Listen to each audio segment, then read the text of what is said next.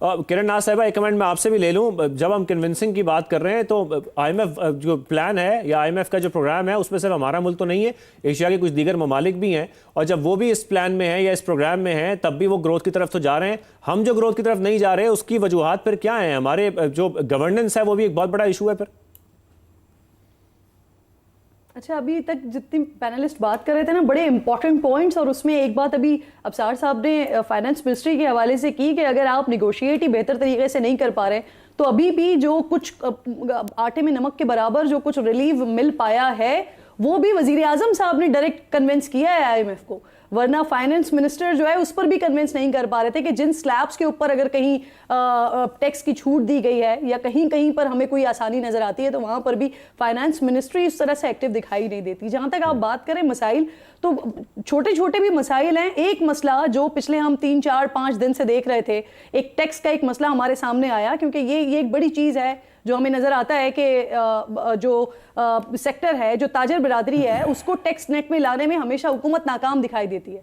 अब यहाँ पर एक सवाल बनता है कि मेरी आपकी सैलरी जो हमारे अकाउंट्स में आती है, जिसे एफबीआर देख सकता है, जिसके अंदर से वो टैक्स जितना उसके ऊपर वो सालाना इनकम बनती है उसके ऊपर से उतना टैक्स काट लिया जाता है। लेकिन अभी जो ताजर बिरादरी के लिए एक स्कीम सामने आई है उसमें 25,000 रुपए आप जमा करवाएं, उसके बाद आप खुद बताएं कि मैं इतना इतना सालाना कमा लेता हूं, और उस पर 1% टैक्स आप दे दें हुकूमत को, और उस पर भी आपसे कोई सवाल नहीं होगा, उस पर भी कोई आपको देखेगा नहीं आके, आपका कोई ऑडिट नहीं होगा कि वाकई आप सच कह रहे हैं या झूठ कह रहे हैं। तो फिर वो सैलरी क्लास, वो सैंडविच तबका जिसे हर साल ये आस होती है कि शायद हुकूमत की तरफ से कोई रिलीफ मिल जाएगा, लेकिन उसको उस तरह का रिलीफ नहीं मिल पा रहा होता। और ताजर बिरादरी जिनको कई अरसे से कई हुकूमतों ने ये कोशिश की कि उनको टैक्स नेट में लाया जाए, लेकिन उनके लिए इस तरह की पॉलिसी सामने आती हैं, और फिर वज़रा इस बात पर जो जस्टिफिकेशन देते हैं वो कहते हैं कि दो चीजें देख लें, या तो वो टैक्स नेट में आए ही नहीं या फिर उनको टैक्स नेट में लेकर आए। तो टैक्स नेट में लाने के लिए तो फिर हमारे साथ भी यही कर लें,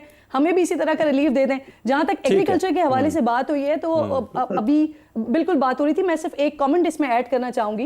एग्रीकल्चर के हवाले से बात हो रही थी, ज़राई मुल्क है हमारा, और यहां पर भी वही हमें मसाइल दिखाई देते हैं। आईएमएफ कहता है हुकूमत को, आईएमएफ फौरन जो सैंडविच क्लास है या जो आम तबका है जो वो 1 लीटर पेट्रोल डलवाता है उसके लिए फौरी तौर पर पेट्रोल की लेवी में इजाफा कर दिया जाता है। क्यों? क्योंकि आईएमएफ ने कहा है। लेकिन अगर हम एग्रीकल्चर की बात करते हैं, अगर हम ज़राअत की बात करते हैं, तो इसके लिए भी तो आईएमएफ ने कहा, इसके लिए भी तो पिछले साल कानून साजी हुई, लेकिन फिर भी हमने देखा कि टैक्स कलेक्शन में सूबे भी नाकाम दिखाई दिए, हुकूमत भी नाकाम दिखाई दी, टैक्स कलेक्शन नहीं हो पाता। और उसका रीजन हमारे सामने क्या है कि हमारी जो एलीट क्लास या कह लीजिए जो हमारी पॉलिटिकल हलकों में लोग बैठे हुए हैं उनका बहुत बड़ा स्टेक है इसके ऊपर, तो इसलिए यहां पर हुकूमत हाथ नहीं डाल पाती है। तो वही तमाम सेक्टर्स के जहां पर जो कह लीजिए मजलूम है उसको ज्यादा मजलूम कर दिया जाए, उसके ऊपर ज्यादा प्रेशर डाल दिया जाए, लेकिन जो आपका एलीट है उसको आप कैप्चर नहीं कर सकते। उनके टैक्स को भी हम जो खत्म नहीं कर सके।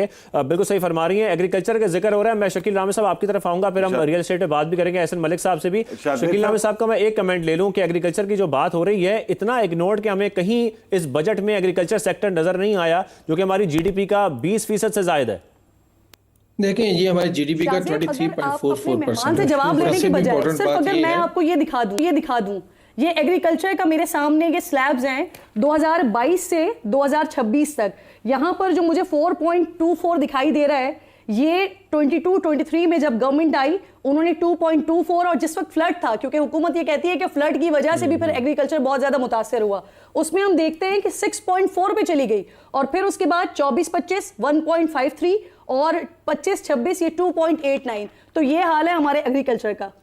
जी शकील रामे साहब, देखिए ये हमारा जो कि जीडीपी का 23.44% है, और लेबर का में जो इसका कंट्रीब्यूशन वो ज़्यादा इंपॉर्टेंट है, वो 37 to 38% बनता है। एग्रीकल्चर के लिए जो हमारी पॉलिसी है वो है एंटी एग्रीकल्चर एंटी फार्मर।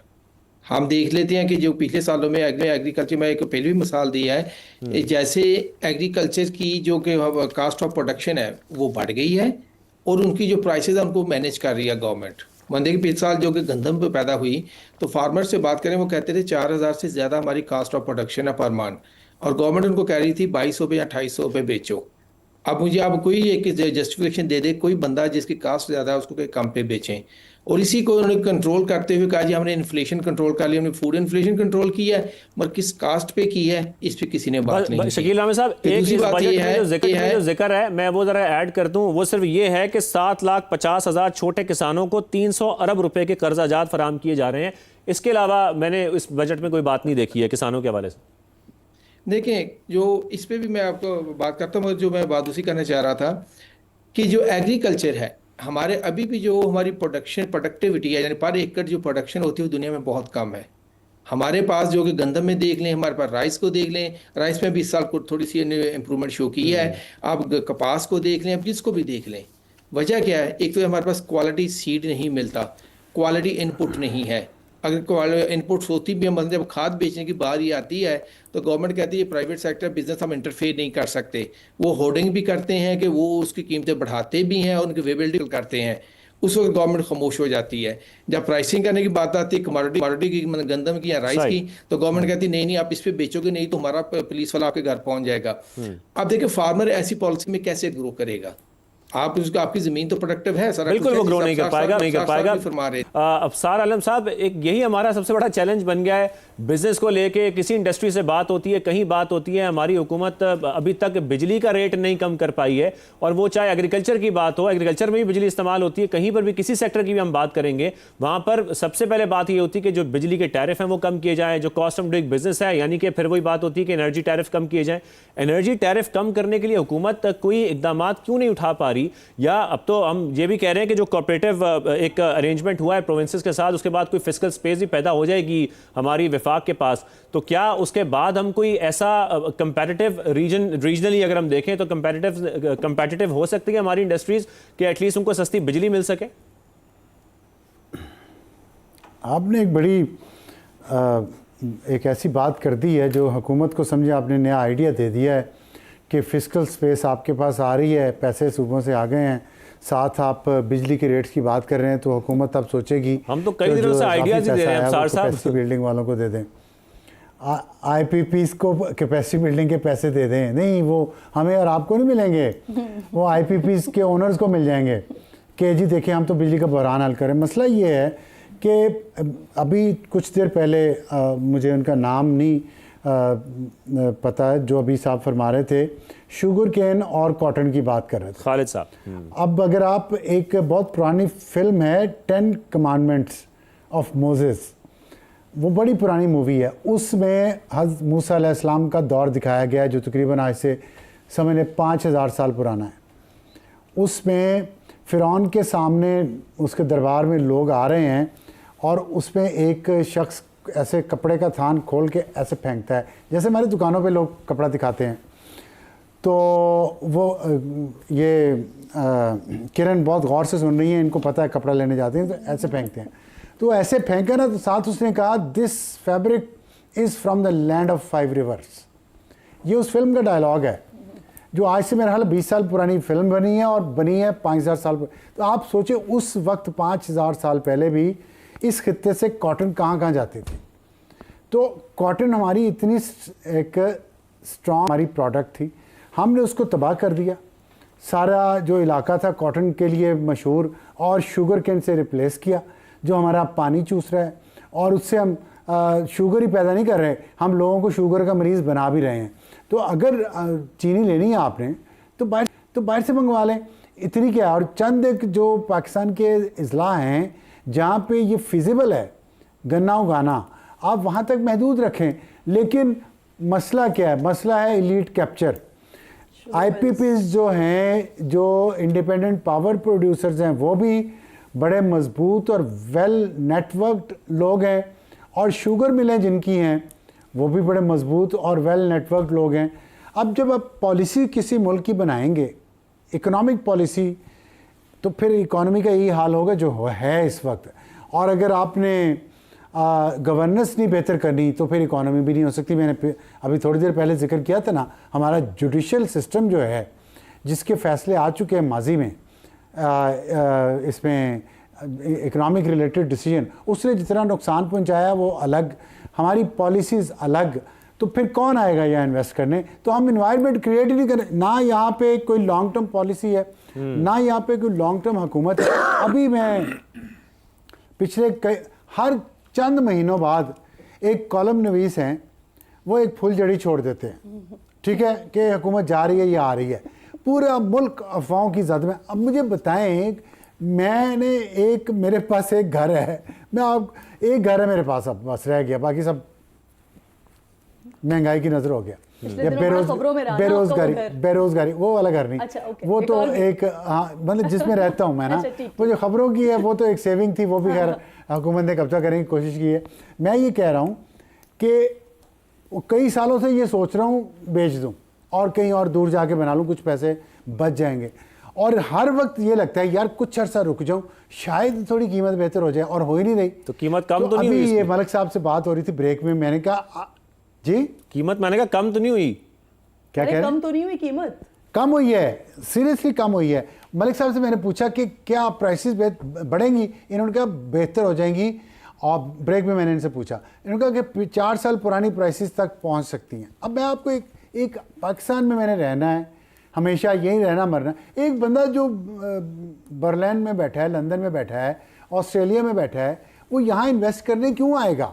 उसे पता ही नहीं है कि आज अगले कॉलम के बाद हुकूमत होगी या नहीं होगी। अगर नई हुकूमत आएगी वो कौन सी पॉलिसीज़ लाएगी, वो पिछला सारा उखाड़ देगी, सबको नैब पकड़ के ले जाएगा। कुछ पता नहीं है इस मुल्क में क्या होगा कुछ अरसे बाद। तो ये जो बेयकीनी है ना, इसमें पैसा नहीं आता, इसमें इन्वेस्टमेंट नहीं आएगी, आपकी इंडस्ट्री नहीं लगेगी। और जहाँ तक ज़राअत की बात है, एग्रीकल्चर की, वो बात ठीक है उनकी, वो प्रायोरिटी पे नहीं है, हमारी प्रायोरिटी पे नहीं है वो। वरना मैंने आपको बताया कितना ज़रखेज़ खित्ता है दुनिया का, सबसे ज़रखेज़ खित्ता है। और अब जितनी हिस्ट्री है यहाँ पे, जो अभी तक हिस्ट्री डिस्कवर हुई है, सबसे पहली सिविलाइजेशंस मेहरगढ़ थी, बलूचिस्तान। और अब साहब जिन रुकावटों का जिक्र कर रही है हुकूमत, उनकी अगर उसका भी मैं आपसे जरा कमेंट ले लूँ, जिन रुकावटों का जिक्र कर रही है कि जिस वजह से हम ग्रोथ की तरफ नहीं जा पा रहे, वो 3 फैक्टर्स उन्होंने जो बताए हैं कि उसमें मिडल ईस्ट क्राइसिस है, उसकी वजह से हम नहीं जा पा रहे, जो हमारी एग्रीकल्चर है वो फ्लड्स की वजह से उसका इतना नुकसान हो गया, फिर जो ट्रंप के टैरिफ हैं वो एक बहुत बड़ा मसला था। यही सारे मसाइल हैं। ये जब नहीं थे तो तब हमारी ग्रोथ बहुत अच्छी थी। या मेरे से बात सवाल करें? अब साहब सवाल का जवाब खुद ही दे दिया। ये जंग देखें 28 फरवरी को शुरू हुई है। 28 फरवरी से पहले क्या यहाँ पे लोग लाइन लगा के इन्वेस्टमेंट ला रहे थे? नंबर 1। नंबर ट्रंप के जो ये टैरिफ है, ये भी आज से कोई 8-10 महीने पुरानी बात है। इससे पहले क्या देखें, अगर आप ईमानदारी से बात करेंगे तो 4 साल से 5वां साल शुरू हो गया इस हुकूमत को, 5वां साल शुरू हो चुका है। मैंने आपको कहा कि ना लगाएं, 2.5 साल तो हो गए ना, तो ये 6 महीने निकाल दें। उसमें फ्लड भी था, ट्रंप भी था और वॉर भी थी। उससे पहले क्या हो रहा था? पहले तो इससे भी ज़्यादा हालात ख़राब थे। उस पर हुकूमत ये कहती है कि हम डिफ़ॉल्ट से वापस लेके आए हैं। ये बात ठीक है। करंट अकाउंट डेफिसिट कम किया, ये बात ठीक है। महंगाई को काबू किया, ये बात ठीक है। लेकिन इसके अलावा बहुत सारी बातें जो ठीक नहीं हैं। आपने IMF से निगोशिएट बहुत पुअरली किया है। मुझे यकीन नहीं आता कि हमारे फाइनेंस मिनिस्टर जो इतने पढ़े लिखे हैं, पूरी दुनिया उन्होंने देखी हुई है, उनकी निगोशिएशन स्किल्स क्या हैं कि आप सामने बैठे गोरे को कन्विंस नहीं कर सकते कि हमारी सिचुएशन क्या है। जो वो आपको एक वो क्या है कंडीशंस का सेट देता है, आप डाकिए की तरह ला के मेरे ऊपर मेरी जेब में से निकाल लेते हैं, तो आपकी स्किल किधर है बीच में? फिर मैं डायरेक्ट IMF से मैं डायरेक्ट क्यों ना बात कर लूं? मैंने मिनिस्टर के बीच में रखा हुआ है जिसने मेरे राइट्स के लिए उनसे बात ही नहीं करनी। तो IMF की कंडीशंस आ गई। फिर आप बताएं, ये पीपल्स पार्टी को आप बात करें जी, आपका 18वां साल शुरू हो गया है सिंध में, वो कहेंगे जी नहीं, वो जो 20 साल पहले जो आज से हुआ था ना, वो याद करें।